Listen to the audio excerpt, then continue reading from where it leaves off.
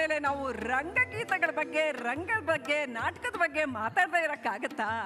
ನಮ್ಮ ಬದುಕನ್ನ ಬಣ್ಣಗಳಿಂದ ತುಂಬಿರೋದೇನೆ ರಂಗಭೂಮಿ.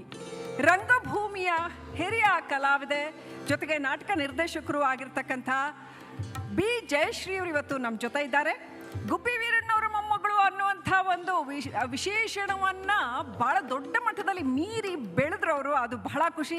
ಕನ್ನಡಕ್ಕೆ ಸ್ವತಃ ಅವರೇ ಒಂದು ಕೊಡುಗೆಯಾಗಿ ನಮ್ಮೊಡನೆ ಇದ್ದಾರೆ. 2012ನೇ ಸಾಲಿನ ಪದ್ಮಶ್ರೀ ಪ್ರಶಸ್ತಿ ವಿಜೇತರು ಅಷ್ಟೇ ಅಲ್ಲ, 2010ರಲ್ಲಿ ರಾಜ್ಯಸಭೆಯ ಸದಸ್ಯರು ಕೂಡ ಆದರು. ಹೇಗೆ ಒಬ್ಬ ನಾಟಕಕಾರ್ತಿ, ಒಬ್ಬ ಮಹಿಳೆ ಎಷ್ಟು ದೊಡ್ಡ ಮಟ್ಟದಲ್ಲಿ ಸಮಾಜವನ್ನು ಪ್ರಭಾವಿಸಬಹುದು, ಎಷ್ಟು ಗಟ್ಟಿಯಾಗಿ ನಿಲ್ಲಬಹುದು ಅನ್ನೋದಕ್ಕೆ ಜಯಶ್ರೀ ಅಮ್ಮ ಬಹಳ ಒಳ್ಳೆಯ ಉದಾಹರಣೆ. ಗಾಯಕಿಯಾಗಿ, ರಂಗಾಯಣದ ಮುಖ್ಯಸ್ಥರಾಗಿ, ನಾಟಕ ನಿರ್ದೇಶಕರಾಗಿ, ಹೀಗೆ ಅನೇಕ ಪಾತ್ರಗಳನ್ನು ಅತ್ಯಂತ ಯಶಸ್ವಿಯಾಗಿ ನಿರ್ವಹಿಸಿ ಸೃಜನಶೀಲತೆಗೆ ಮತ್ತೊಂದು ಹೆಸರು ಅನ್ನೋ ಹಾಗೆ ಬಿ ಜಯಶ್ರೀ ಅವರು ಇವತ್ತು ನಮ್ಮ ಜೊತೆ ಇದ್ದಾರೆ. ನನ್ನ ಸಹೋದ್ಯೋಗಿ ನಿಕೇಶ್ ಕೊಠಾರಿ ಬಿ ಜಯಶ್ರೀ ಅವರನ್ನ ವೇದಿಕೆ ಕರ್ಕೊಂಬರೋಕ್ಕಿಂತ ಮುಂಚೆ ಅವರ ಕುರಿತಾದ ಒಂದು ಚಿಕ್ಕ ಎವಿ ಪ್ರಸಾರ ಆಗುತ್ತೆ. ಎವಿ ಪ್ಲೀಸ್.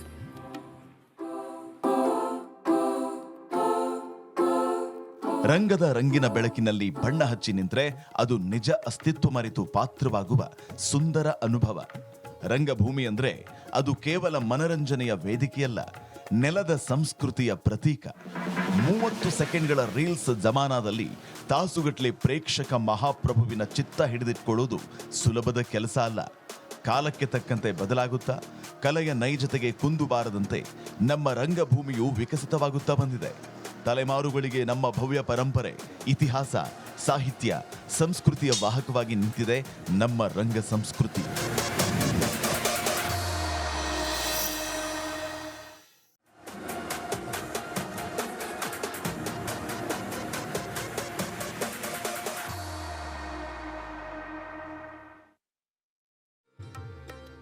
ನಿರ್ದೇಶನದ ಬಗ್ಗೆ, ಅವರ ಹಾಡಿನ ಬಗ್ಗೆ, ಅವರ ಒಟ್ಟು ಪಯಣದ ಬಗ್ಗೆ ಅವ್ರನ್ನ ಮಾತನಾಡಿಸ್ತಾ ಹೋಗ್ತಾರೆ ನನ್ನ ಸಹೋದ್ಯೋಗಿ Nikesh Kothari. Over to you Nikesh.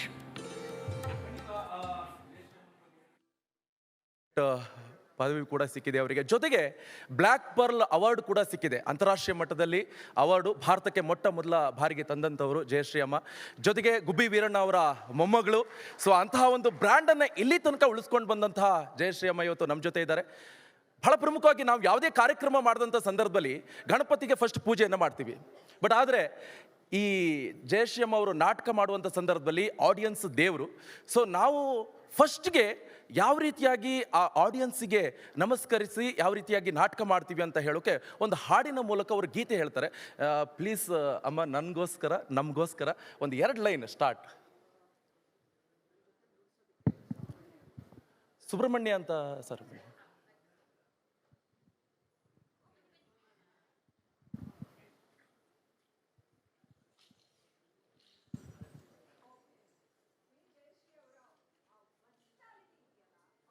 ವೈವಿಧ್ಯತೆ ಇದೆಯಲ್ಲ, ಅವರು ಜನರನ್ನು ರಂಜಿಸುವ ಪರಿ ನೀವು ಯಾವುದೇ ಮಾಧ್ಯಮ ಕೊಡಿ, ಅದು ಸಿನಿಮಾ ಆಗಿರಲಿ, ರಂಗಗೀತೆ ಆಗಿರಲಿ, ಶಾಸ್ತ್ರೀಯ ಅದರಲ್ಲಾಗಿ ಯಾವುದು ಬೇಕಾದರೂ ಅವರು ಅತ್ಯಂತ ಸರಳವಾಗಿ ಅದಕ್ಕೆ ಹೊಂದುವ ಹಾಗೆ. ಮತ್ತು ಇನ್ನೋರ್ವ ಜಯಶ್ರೀ ಅವರು ಇಲ್ಲ, ಅಂಥದ್ದೊಂದು ಧ್ವನಿ ಕರ್ನಾಟಕದಲ್ಲಿ, ಯಾಕೆ ಭಾರತದಲ್ಲೇ ಇನ್ನೊಂದು ಧ್ವನಿ ಬಿ ಜಯಶ್ರೀ ಅಮ್ಮ ಅವರಂತಹ ಒಂದು ಧ್ವನಿ ಇಲ್ಲ. ಅಂಥದ್ದೊಂದು ಧ್ವನಿಯ ಮುಖಾಂತರ ಹಾಡು ಅಂದರೆ ಹಾಡು, ಸಂಗೀತ ಅಂದರೆ ಸಂಗೀತ, ನೀವು ಅದಕ್ಕೆ ಯಾವ ಸಾಹಿತ್ಯ ಕೊಟ್ಟರು ಅದ್ರ ಮುಖಾಂತರನೇ ರಂಜಿಸಬಹುದು ಅಂತ. ನಿಮ್ಗೆಲ್ರಿಗೂ ನೆನಪಿರಬಹುದು, ಕಾರ್ ಕಾರ್ ಕಾರ್ ಎಲ್ಲೋಡಿ ಕಾರ್ ಅನ್ನುವಂಥ ಗೀತೆಯನ್ನು ಅಷ್ಟು ಚೆನ್ನಾಗಿ ಹಾಡಬಹುದಾ, ಹೀಗೂ ಹಾಡಬಹುದಾ ಅಂತ ಇಡೀ ಕರ್ನಾಟಕ ಮೂಗಿನ ಮೇಲೆ ಬೆರಳಿಟ್ಟು ಅಚ್ಚರಿಯಿಂದ ನೋಡುವ ಹಾಗೆ ಆ ಹಾಡನ್ನು, ಒಂದು ಸಿನಿಮಾ ಹಾಡನ್ನು ಆ ಎತ್ತರಕ್ಕೆ ಕೊಂಡೊಯ್ದ ಶಕ್ತಿ ಜಯಶ್ರೀ ಅಮ್ಮ ಅವರಿಗಿದೆ. ಅಂತಹ ಜಯಶ್ರೀ ಅಮ್ಮ ಅವರು ಇವತ್ತು ನಮ್ಮ ನಡುವೆ.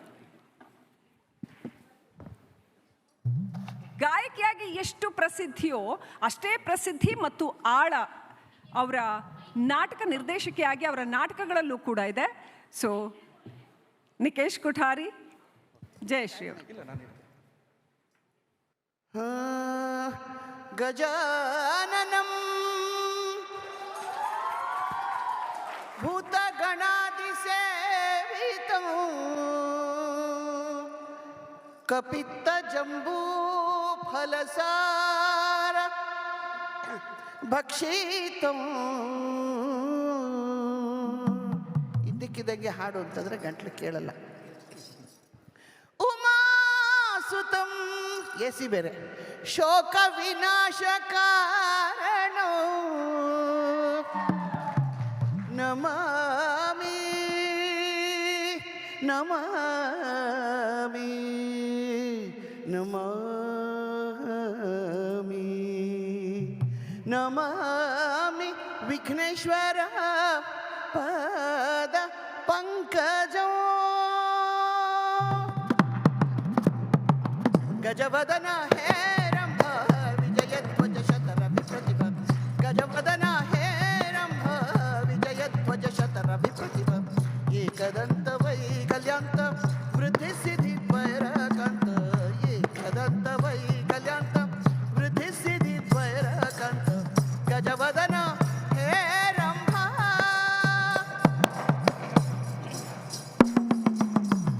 ಮೂಷಕ ವಾಹನ ಸರ್ಪಭೂಷ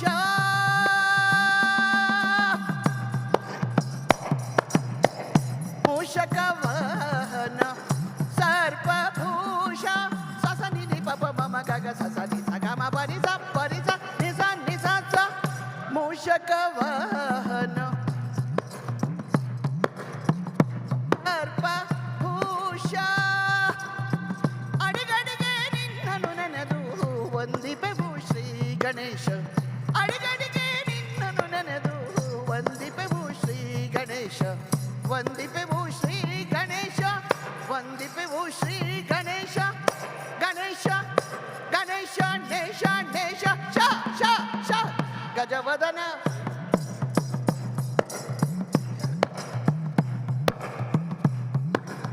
ಓ ಆದಿ ಪ್ರೇಕ್ಷಕನೇ ನಾಟಕದ ಮಾಲೀಕನೇ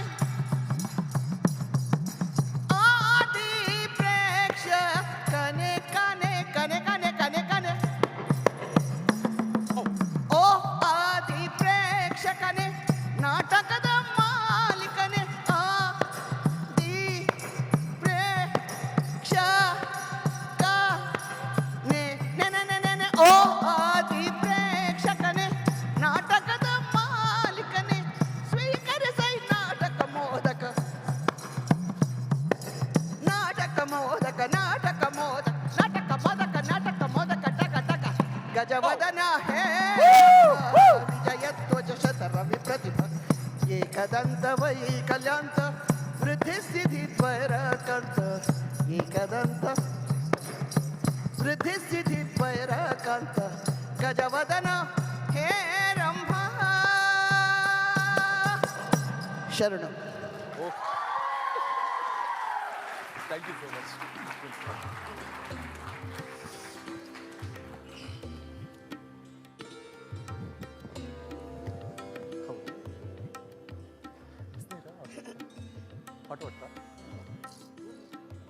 ವಾಟರ್ ಒಂದು ಸ್ವಲ್ಪ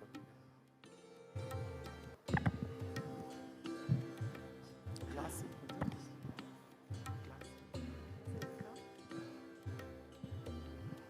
ಗ್ಲಾಸ್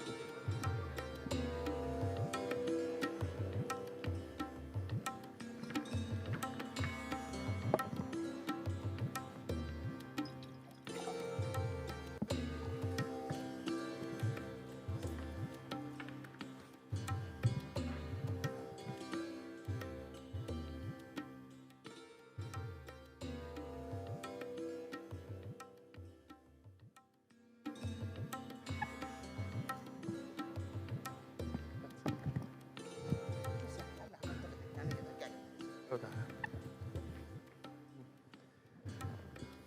ಈಗ ಫಸ್ಟು ಕ್ವಶನ್ ಅಂದರೆ ರಂಗಭೂಮಿ ಅಂದರೆ ಏನು, ಅದರಿಂದ ಸಮಾಜಕ್ಕೆ ಕೊಡುಗೆ ಏನು, ಯಾವ ರೀತಿಯಾಗಿ ಕೆಲಸ ಮಾಡುತ್ತೆ? ಈ ಪ್ರಶ್ನೆ ನಾನು ಯಾಕೆ ಕೇಳ್ತಾ ಇದ್ದೀನಿ ಅಂತ ಹೇಳಿದ್ರೆ, ಇವಾಗಿನ ಯುವ ಪೀಳಿಗೆಗೆ ಅದ್ರ ಬಗ್ಗೆ ಏನೂ ಗೊತ್ತಿಲ್ಲ. ಖಾಲಿ ಮೊಬೈಲ್ ಹಿಡ್ಕೊಂಡು ರೀಲ್ಸ್ ನೋಡೋದು, ಅದರಲ್ಲೇ ಕಾಲ ಕಳೀತಿರ್ತಾರೆ. ರಂಗಭೂಮಿಯಿಂದ ನಮ್ಮ ಸಮಾಜಕ್ಕೆ ಕೊಟ್ಟಿರುವಂಥ ಕೊಡುಗೆ ಅಪಾರ.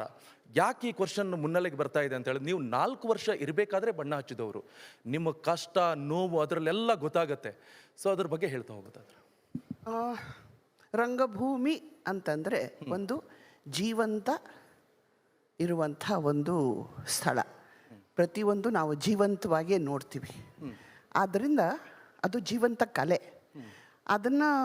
ಅದಕ್ಕೆ ಸಾಟಿ ಯಾವುದೂ ಇಲ್ಲ. ನೀವು ಏನೇ ಮೊಬೈಲ್ಸ್ ಇಟ್ಕೊಳ್ಳಿ, ರೀಲ್ಸ್ ಏನೇ ಮಾಡಿ, ಆ ರೀಲ್ಸನ್ನ ನಾವು ಪ್ಲಸ್ ಪಾಯಿಂಟಾಗಿ ಉಪಯೋಗಿಸ್ಕೋತೀವಿ. ಅದರಿಂದ ನಮಗೆ ಅಂದರೆ ರಂಗಭೂಮಿಗೆ ಸಾಕಷ್ಟು ಹೆಲ್ಪ್ ಆಗಿದೆ. ನಾವು ನಿಮ್ಮಂತೆ ರೀಲ್ಸ್ಗಳನ್ನ ನೋಡಿ ನಮ್ಮದು ನಾಟಕಗಳ ಒಂದೊಂದು ತುಣುಕುಗಳನ್ನು ಅದನ್ನು ಬಿಡ್ತಾ ಇರ್ತೀವಿ. ಸೊ ಆ ಥರದಲ್ಲಿ ನಮಗೆ ಅದು ಸಹಾಯ ಆಗ್ತಾಯಿದೆ. ರಂಗಭೂಮಿ ಅನ್ನೋದು ಜೀವಂತ ಕಲೆ, ಯಾವತ್ತೂ ಅದು ಸಾವಿಲ್ಲ ಅದಕ್ಕೆ, ಅಷ್ಟೇ. ಅದನ್ನು ಬೀಟ್ ಮಾಡುವಂಥ ಕಲೆ ಇನ್ಯಾವುದೂ ಇಲ್ಲ. ಯಾಕಂತ ಈ ಮುಂಬೈಯಲ್ಲಿ ಒಂದು ನಾಟಕ ಮಾಡೋದು ಆಡಿಯನ್ಸ್ ಇರ್ತಾರೆ, ಡೆಲ್ಲಿಯಲ್ಲಿ ಇರ್ತಾರೆ. ಕರ್ನಾಟಕದ ಎಲ್ಲೋ ಒಂದು ಕಡೆ ಅದು ವಿರಳ ಆಗ್ತಾ ಇದೆ, ನೋಡೋರ ಸಂಖ್ಯೆ ಕಡಿಮೆ ಆಗ್ತಾ ಇದೆ. ಬಟ್ ಅದನ್ನು ಉಳಿಸ್ಕೊಂಡು ಹೋಗುವಂತಹ ಜವಾಬ್ದಾರಿ ಯಾರದ್ದು? ಸರ್ಕಾರ ಈ ನಿಟ್ಟಿನಲ್ಲಿ ಯಾವ ರೀತಿಯಾಗಿ ಶ್ರಮವಹಿಸಿ ಕೆಲಸ ಮಾಡಬೇಕಾಗುತ್ತೆ? ಇಲ್ಲಿ ಕಡಿಮೆ ಆಗ್ತಾ ಇಲ್ಲ. ಇಲ್ಲಿ ಏನಾಗ್ತಾ ಇದೆ ಅಂತಂದರೆ, ನಮಗೆ ರಂಗಮಂದಿರಗಳಿಲ್ಲ. ನಮಗಿರೋದೇ ಒಂದು ರಂಗಶಂಕರ ಅಂತ, ಇನ್ನೊಂದು ಆ ಕಡೆ ಇನ್ನೊಂದು ಒಂದು ರಂಗಮಂದಿರ ಇದೆ.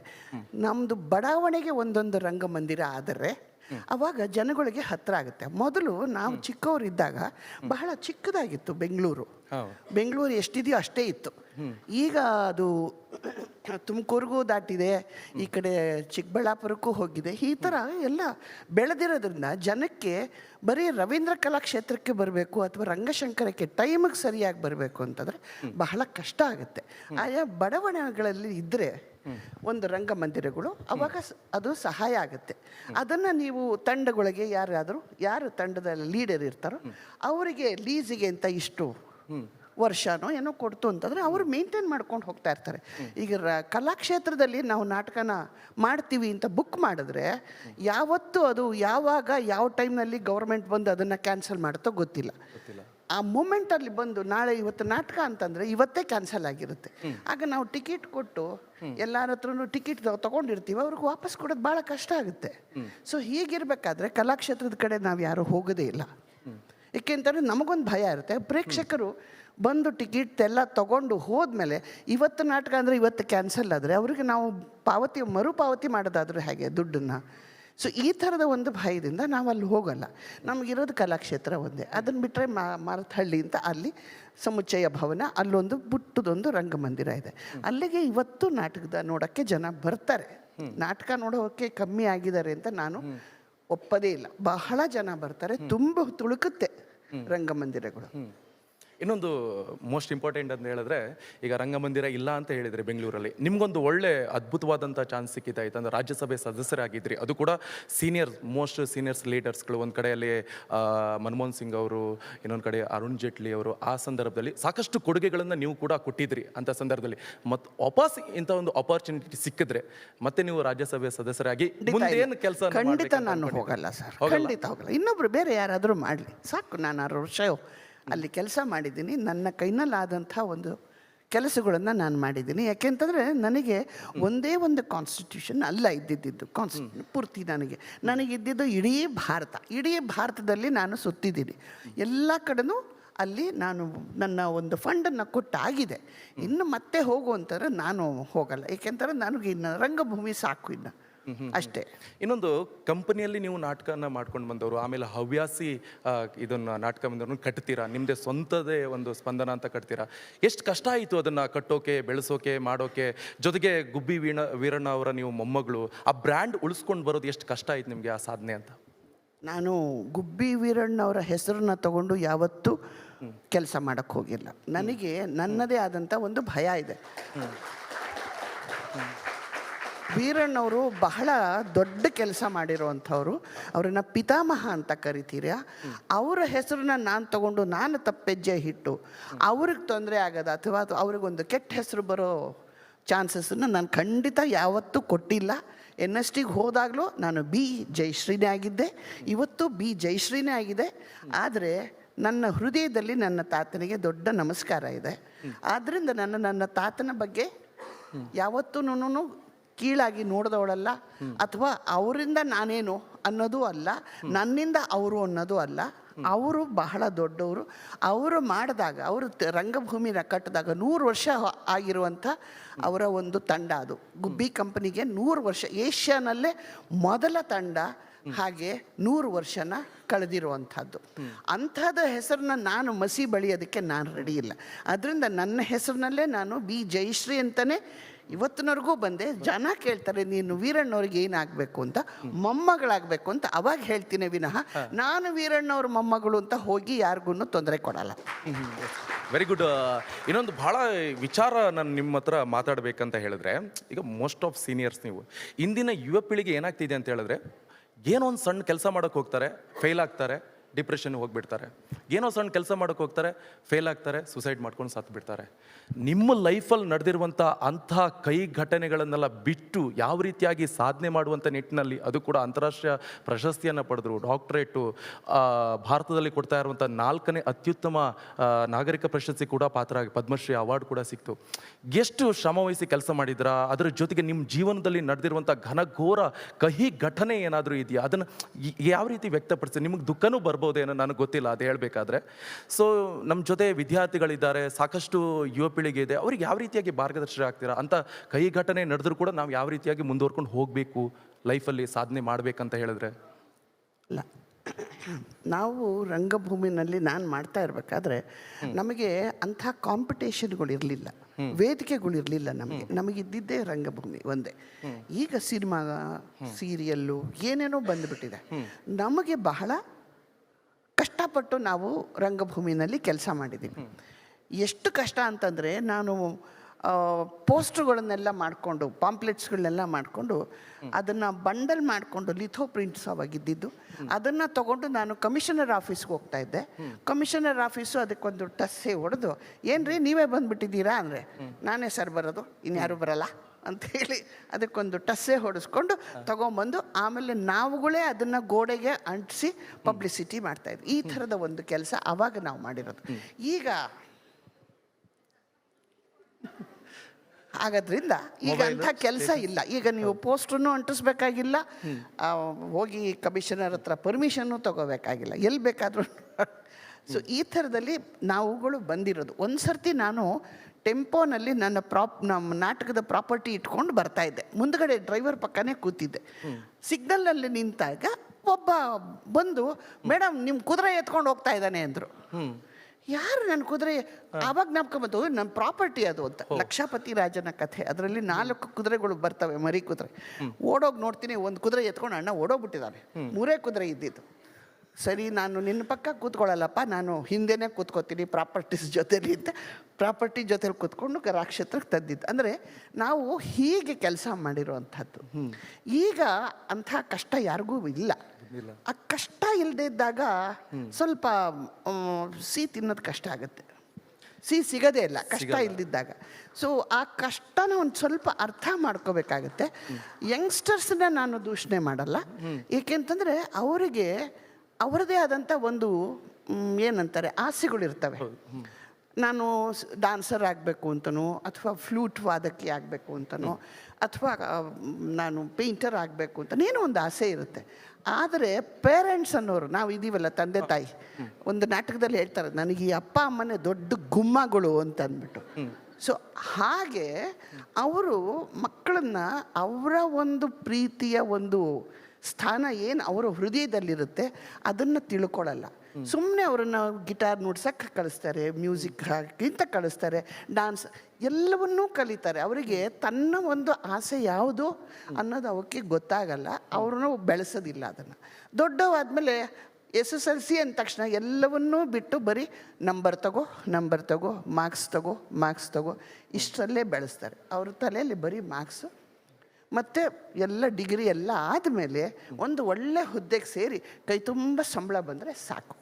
ಆದರೆ ರಂಗಭೂಮಿ ಹಂಗಲ್ಲ. ರಂಗಭೂಮಿ ನಿಮಗೆ ಜೀವನ ಹೇಳುತ್ತೆ, ಬದುಕು ಕಲಿಸುತ್ತೆ, ವ್ಯಕ್ತಿತ್ವನ ಬೆಳೆಸುತ್ತೆ, ಒಂದು ಘನತೆನ ಕೊಡುತ್ತೆ, ನಿಮಗೆ ಒಂದು ಕಾನ್ಫಿಡೆನ್ಸ್ ಕೊಡುತ್ತೆ, ಇದೆಲ್ಲವನ್ನೂ ಕೊಡುತ್ತೆ. ಆದರೆ ಹಣ ಬಹಳ ನಿಧಾನಕ್ಕೆ ಕೊಡುತ್ತೆ. ಯಾವತ್ತೂ ರಂಗಭೂಮಿನಲ್ಲಿ ಎಲ್ಲೇ ಆಗಲಿ ನಿಮಗೆ ಒಂದು ರೆಕಗ್ನೈಸೇಷನ್ ಅಂತ ಕರಿಬೇಕಾದ್ರೆ ಅಥವಾ ಗೊತ್ತಾಗಬೇಕಾದ್ರೆ ನಿಮಗೆ ಒಂದು 40 ವರ್ಷ ದಾಟಬೇಕು. 40 ವರ್ಷ ದಾಟಿದ ಮೇಲೆ ಜನ ನಿಮ್ಮ ಕಡೆ ತಿರುಗಿ ನೋಡೋಕೆ ಶುರು ಮಾಡ್ತಾರೆ, ಇದ್ಯಾರೋ ಇದು ಬರ್ತಾ ಇದ್ದಾರಲ್ಲ ಅಂತ. ನಿಮಗೆ 40 ಅಂದರೆ ನೀವು 40 ವರ್ಷದವರೆಗೂ ಕಷ್ಟಪಟ್ಟು ಒಂದು ಸ್ಥಾನನ ಕಾನ್ಫಿಡೆಂಟಾಗಿ ಬಹಳ ಭದ್ರವಾಗಿ ನಿಮ್ಮ ನೆಲೆನ ತೋರಿಸ್ಕೊಳ್ತಾ ನಿಮ್ಮ ಕಾಲನ್ನು ಊರಬೇಕಾಗತ್ತೆ. ಆ ಊರೋ ಒಂದು ಹೆಜ್ಜೆ ಇದೆಯಲ್ಲ, ಆ ಒಂದು ಶಬ್ದ ಇದೆಯಲ್ಲ, ಅದು 40 ವರ್ಷ ಆದಮೇಲೆ ಎಲ್ರಿಗೂ ಕೇಳಿಸುತ್ತೆ. ಆಗ ನಿಮಗೆ ರೆಕಗ್ನೈಸೇಷನ್ ಸಿಗುತ್ತೆ.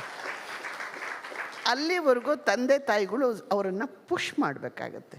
ಅವರನ್ನು ನಾಟಕ ಯಾಕೆ ಬೇಡ, ಸಿನಿಮಾಕ್ಕೆ ಹೋಗ್ತೀನಿ ಅಂದರೆ ಬಿಡ್ತಾರೆ. ಅದು ಹೀಗೆ ನಿಮಗೆ ಫೇಮ್ ಸಿಗುತ್ತೆ. ಆದರೆ ಥಿಯೇಟ್ರು ಯಾವತ್ತು ನಿಧಾನವೇ ದಾನ ಅಂತ ನಾವು ಕೇಳಿದ್ವಿ. ನಿಮ್ಮ ತಂದೆ ತಾಯಿ ಯಾವ ರೀತಿಯಾಗಿ ಸಪೋರ್ಟ್ ಮಾಡಿದ್ರು? ತಂದೆ ತಾಯಿ ನಾಟಕದಲ್ಲೇ ಯಾಕಂದ್ರೆ 4 ವರ್ಷ ಇರಬೇಕಾದ್ರೆ ನೀವು ನಮ್ಮ ತಂದೆ ತಾಯಿ ನಾಟಕದಲ್ಲೇ ಇದ್ರು. ಸೊ ನಮಗೇನು ಪ್ರಾಬ್ಲಮ್. ಅದು ಯಾವ ರೀತಿಯಾಗಿದೆ ಮೇಡಮ್ ಆ ಜವಾಬ್ದಾರಿ? 4 ವರ್ಷ ಇರಬೇಕಾದ್ರೆ 4 ವರ್ಷ ಇದ್ದಾಗ ನನಗೆ ಬಾಬಣ್ಣ ಅಂತ ಒಬ್ರಿದ್ರು ಮೇಸ್ತ್ರಿ.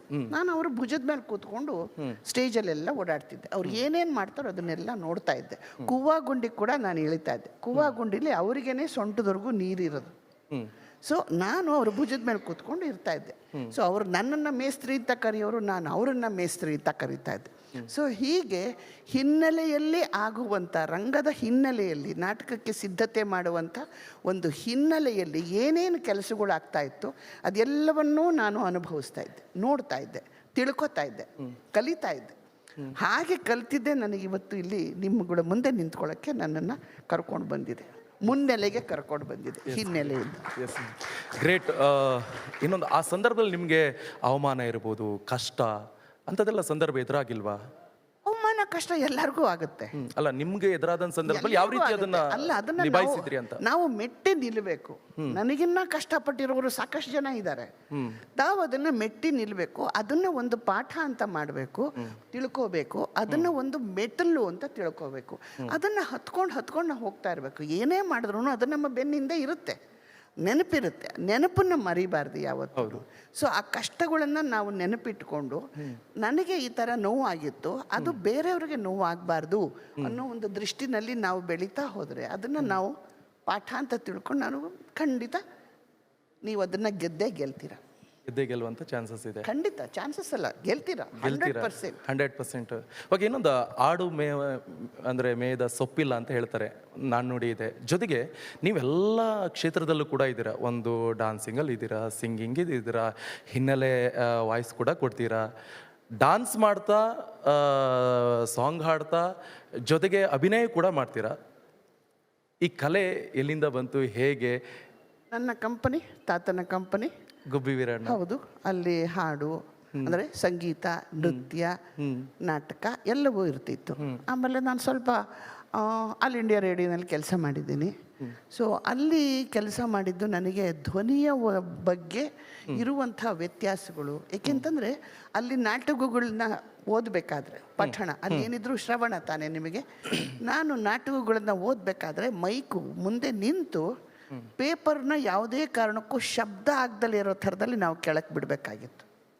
ಯಾವಾಗ ನಾವು ಉಸಿರನ್ನ ಆಡಬೇಕು, ಯಾವಾಗ ನಮ್ಮ ಉಸಿರು ಕೇಳಿಸಬಾರ್ದು, ಇವೆಲ್ಲವೂ ನಾನು ಆಲ್ ಇಂಡಿಯಾ ರೇಡಿಯೋನಲ್ಲಿ ನನ್ನ ಅನುಭವದಿಂದ ಕಲಿತದ್ದು. ಯಾವ ಕ್ಷೇತ್ರ ನಿಮಗೆ ತುಂಬ ಇಷ್ಟ? ರಾಜಕೀಯನ ಅಥವಾ ಸಿನಿಮಾನ, ನಾಟಕನ? ನಾಟಕದಲ್ಲಿ ಎಲ್ಲ ಇರುತ್ತೆ, ನಾನು ಬೇರೆದಕ್ಕೆ ಯಾಕೆ ಹೋಗ್ಲಿ. Nikesh, I am extremely sorry to interrupt Nikesh, but ನನಗೆ ಜಯಶ್ರೀ ಅವರು ಅಂದ ತಕ್ಷಣ ರಂಗಾಸಕ್ತರಿಗೆ, ಕರ್ನಾಟಕದ ರಂಗಾಸಕ್ತರಿಗೆ ಅವರ ಧ್ವನಿಯಲ್ಲಿ 1000 ಶರಣವ ಕರಿಮಾಯಿ ತಾಯಿ, ಎಲ್ರಿಗೂ ಅದನ್ನ ಕೇಳಬೇಕು ಅಂತ ಒಂದು ಸಾಂಗ್ ಗೀತೆ ಎಷ್ಟು ಸಾರಿ ಹಾಡಿದ್ರು ಮತ್ತೆ ಆ ನಾಟಕ, ಆ ಒಂಥರ ವಿ ಗೆಟ್ ನಾಸ್ಟಾಲ್ಜಿಕ್. ಆ ರಂಗಭೂಮಿಯ ಸುವರ್ಣ ದಿನಗಳೇನಿದ್ವಲ್ಲ ಅದು ನೆನಪಾಗುತ್ತೆ. ಒಮ್ಮೆ ಜಯಶ್ರೀ ಅಮ್ಮ ನಮಗೆ 1000 ಶರಣವ ಕರಿಮಾಯಿ ತಾಯಿ ಹಾಡು ಹಾಡ್ಬೋದ? ಅಲ್ಲ, ಅದೊಂದು ಸಾಂಗ್ ಒಂದು ಪ್ಲೀಸ್ ಹೇಳ್ಬಿಟ್ಟು ಆಮೇಲೆ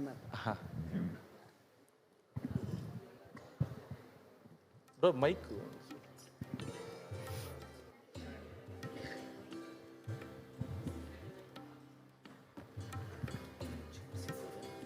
ಒಂದು ಚೇರ್ ಬೇಕಂತ. ಕಂಬಾರರ ಕರಿಮಾಯಿ ನಾಟಕದ್ದು ಒಂದು ಅಮೋಘವಾದ ಸ್ತರವಾದರೆ, ಆ ನಾಟಕದ ಒಂದು ಅತ್ಯುತ್ತಮವಾದ ಗೀತೆ 1000 ಶರಣ. ನೋಡಿ, 1000 ಅನ್ನುವಾಗ 2 ಅರ್ಥ ಬರುತ್ತೆ. 1000 ಕರಿಮಾಯಿ ತಾಯಿ ಅಂತ, ಮತ್ತು 1000 ಶರಣು ಅಂತ. ಜಾನಪದ ಮಾತನಾಡೋದು ಹೀಗೆ, 1000 ಶರಣವ ಕರಿಮಾಯಿ ತಾಯಿ. ಆ ಗೀತೆಯನ್ನು ಅಷ್ಟೇ ಉನ್ನತ ಸ್ತರಕ್ಕೆ ಕೊಂಡೊಯ್ದಿದ್ದು ಜಯಶ್ರೀ ಅಮ್ಮನವರ ಧ್ವನಿ. ಈಗ ಮತ್ತೊಮ್ಮೆ ಅವರ ಧ್ವನಿಯಲ್ಲಿ 1000 ಶರಣವ ಕರಿಮಾಯಿ ತಾಯಿ. ಒಂದು ಸುವರ್ಣ ಯುಗ ಇತ್ತು ವೀಕ್ಷಕರೇ, ಮತ್ತೆ ಆ ಸುವರ್ಣ ಯುಗ ಬರಲಿ ಅಂತ ನಾವು ಆಶಿಸೋಣ. ಕರ್ನಾಟಕದಲ್ಲಿ ಬಿ ವಿ ಕಾರಂತರು ಸೇರಿದಂತೆ ಅನೇಕ ರಂಗಕರ್ಮಿಗಳು, ಕೆ ವಿ ಸುಬ್ಬಣ್ಣ ಇರ್ಬೋದು, ಇನ್ನೂ ಅನೇಕ ರಂಗಕರ್ಮಿಗಳು ಕರ್ನಾಟಕದ ರಂಗಭೂಮಿಯನ್ನು ಕಟ್ಟಿ ಸಮೃದ್ಧಗೊಳಿಸಿ ರಂಗಭೂಮಿ ನಳನಳಿಸ್ತಾ ಇದ್ದಂಥ ಒಂದು ಸುವರ್ಣ ಯುಗ. ನಮ್ಮ ಜಯಶ್ರೀ ಅಮ್ಮ ಎಲ್ಲ ಅದರ ಭಾಗವಾಗಿ ಬಂದಂಥವ್ರು. ಸೊ ಅಂಥ ಒಂದು ಸುವರ್ಣ ಯುಗ ನೆನಪಾಗುತ್ತೆ ಜಯಶ್ರೀ ಅಮ್ಮನವರ ಮಾತುಗಳನ್ನು ಕೇಳ್ತಾ ಇದ್ರೆ. ಮತ್ತೊಮ್ಮೆ ಅವರ ಧ್ವನಿಯಲ್ಲಿ ಸಾವಿರದ ಶರಣವ್ವ ಕರಿಮಾಯಿ ತಾಯಿ. ಅಂಥ ಇನ್ನಷ್ಟು ನಾಟಕಗಳು ಬರಲಿ ಕನ್ನಡಕ್ಕೆ, ಮತ್ತೆ ರಂಗಭೂಮಿ ಒಂದು ಹೊಸ ಬೂಮನ್ನು ಪಡ್ಕೊಳ್ಳಿ. ಇದು ರಿಪಬ್ಲಿಕ್ ಕನ್ನಡದ ಆಶಯ.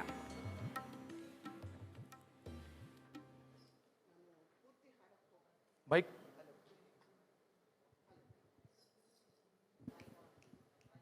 Mike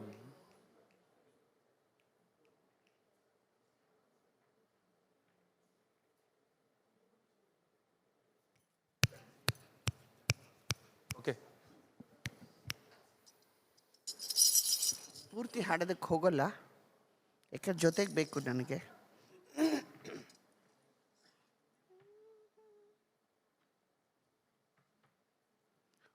wish me good luck.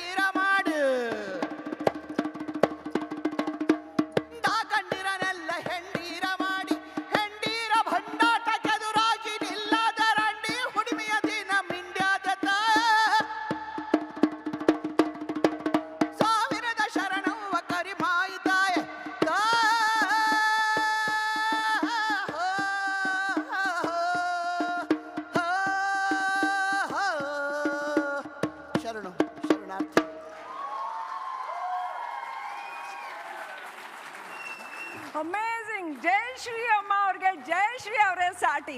ಇನ್ಯಾರು ಕೂಡ ಈ ಥರದ ಒಂದು ಹಾಡು ಸೃಷ್ಟಿಯಾಗೋದಕ್ಕೂ ಸಾಧ್ಯ ಇಲ್ಲ, ಹಾಡೋದಕ್ಕೂ ಸಾಧ್ಯ ಇಲ್ಲ. ಅಂಥದ್ದೊಂದು ಇತಿಹಾಸವನ್ನ ಕರ್ನಾಟಕ ರಂಗಭೂಮಿಯಲ್ಲಿ ಬರೆದಂತಹ ಒಂದು ಹಾಡಿದು. ಅದು ಕಂಟೆಂಟ್ನ ದೃಷ್ಟಿಯಿಂದ, ಸಾಹಿತ್ಯದ ದೃಷ್ಟಿಯಿಂದನೂ ಹೌದು, ಹಾಡುಗಾರಿಕೆ ದೃಷ್ಟಿಯಿಂದನೂ ಹೌದು. ಅನಂತ ಧನ್ಯವಾದಗಳು ಬಿ ಜಯಶ್ರೀ ಅವರಿಗೆ. ನಮ್ಮ ವೇದಿಕೆಯಲ್ಲಿ ಈ ಹಾಡನ್ನ ಇಷ್ಟೊಂದು ಸುಂದರವಾಗಿ ಮತ್ತೊಮ್ಮೆ ಮನಮುಟ್ಟುವಂತೆ ನಮಗೆ ಹಾಡಿ ತೋರಿಸಿದ್ದಕ್ಕೆ. ಜಯಶ್ರೀ ಅವರು ದಯಮಾಡಿ ವೇದಿಕೆ ಮೇಲೆ ಇರಬೇಕು ಅಂತ ಕೇಳ್ಕೊಳ್ತೀನಿ. ಒಂದೇ ಒಂದು ಕ್ಷಣ ಜಯಶ್ರೀ ಅವರು, ಒಂದೇ ಒಂದು ಕ್ಷಣ. ನಮ್ಮ GM head operations Gayatri madam ಅವರು, GM ಹೆಡ್ ಆಪರೇಷನ್ಸ್ ಅವ್ರು ದಯಮಾಡಿ ಬಂದು ಒಂದು ಗಿಫ್ಟ್ ಹ್ಯಾಂಪರ್ನ ITC ರೈಟ್ ಶಿಫ್ಟ್ ಕಡೆಯಿಂದ ಇರ್ತಕ್ಕಂಥ ಒಂದು ಗಿಫ್ಟ್ ಹ್ಯಾಂಪರ್ ಮತ್ತು ನಮ್ಮ ರಿಪಬ್ಲಿಕ್ ಕನ್ನಡದ ಸ್ಮರಣಿಕೆಯನ್ನ ಜಯಶ್ರೀ ಅವರಿಗೆ ಕೊಡಬೇಕು ಅಂತ ವಿನಂತಿ ಮಾಡ್ಕೊಳ್ತೇನೆ.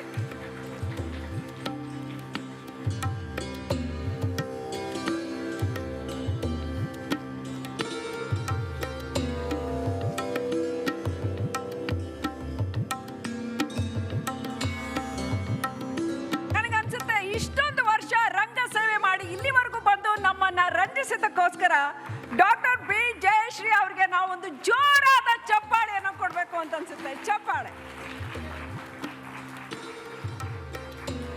ಅನನ್ಯವಾದ ರಂಗ ಸೇವೆ. ಇನ್ನಷ್ಟು ನಮ್ಮ ಕನ್ನಡ ನಾಡಿನಲ್ಲಿ ರಂಗಭೂಮಿ ಬೆಳಗಬೇಕು ಅಂದ್ರೆ ನಾವು ಇಂಥವರಿಂದ ಕಲಿಬೇಕು. ಅವರ ಮಾರ್ಗದರ್ಶನ, ಯುವ ಜನತೆ ಸಾಕಷ್ಟು ದೊಡ್ಡ ಪ್ರಮಾಣದಲ್ಲಿ ಅವ್ರನ್ನ ಉಪಯೋಗಿಸ್ಕೊಳ್ಬೇಕು. ಅವರ ಸಂಪನ್ಮೂಲ, ಅವರನ್ನ ಬಹುಶಃ ನಾವುಗಳು ಇನ್ನೂ ಹೆಚ್ಚಿನ ಪ್ರಮಾಣದಲ್ಲಿ ಉಪಯೋಗಿಸ್ಕೊಳ್ಬೇಕು, ಮಾರ್ಗದರ್ಶನ ಪಡ್ಕೊಳ್ಬೇಕು ಅಂತ ಅನ್ಸುತ್ತೆ. ಮನುಷ್ಯರನ್ನ ಇನ್ನಷ್ಟು ಸೃಜನಶೀಲರನ್ನಾಗಿಸೋದು, ನಮ್ಮ ಮನಸ್ಸನ್ನ, ಬುದ್ಧಿಯನ್ನ, ಮಾನವತೆಯನ್ನ ಇನ್ನಷ್ಟು ವಿಕಾಸಗೊಳಿಸುವಂಥದ್ದು ರಂಗಭೂಮಿ. ಅಂತ ರಂಗಭೂಮಿಯ ಮೇರು ಪ್ರತಿಭೆ ಬಿ ಜಯಶ್ರೀ ಅವರು ಇವತ್ತು ನಮ್ಮ ನಡುವೆ. ಮತ್ತೊಮ್ಮೆ ಅನಂತ ಧನ್ಯವಾದಗಳು ಬಿ ಜಯಶ್ರೀ ಅವರಿಗೆ.